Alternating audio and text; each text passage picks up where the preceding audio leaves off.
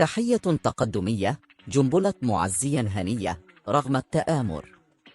فلسطين ستنتصر مهما طال زمن الاحتلال.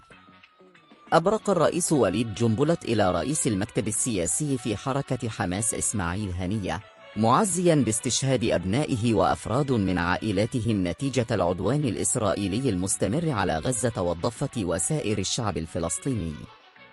وجاء في نص البرقية: بخالص الأسف بلغني النبأ استشهاد أبنائك حازم وأمير ومحمد وأفراد من عائلاتهم بنتيجة العدوان الإسرائيلي الوحشي المستمر على غزة، كما على الضفة الغربية وعلى سائر أبناء الشعب الفلسطيني.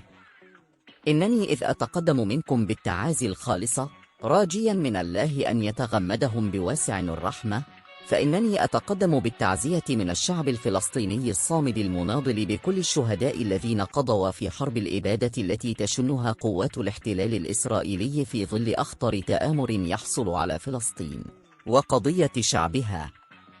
إلا أنني على ثقة بأن صمود ونضال ومقاومة الفلسطينيين سوف تنتصر على آلة القتل الإسرائيلية مهما طال زمن الاحتلال.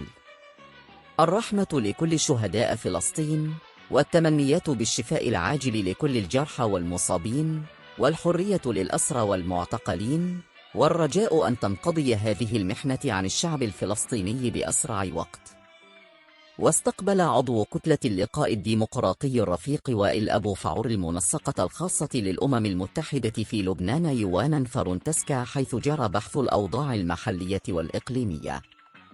وأشار أبو فعور إلى أنه من الواضح أن العدو الإسرائيلي يتصيد حربا في لبنان نتيجة انسداد أفق جرائمه في فلسطين المحتلة، معتبرا أن المسؤولية الوطنية تقتضي موقفا مسؤولا لنزع ذرائعه عبر تطبيق القرار 1701 بما يحفظ سيادة لبنان وسلامة أبنائه وفي مقدمتهم أبناء الجنوب.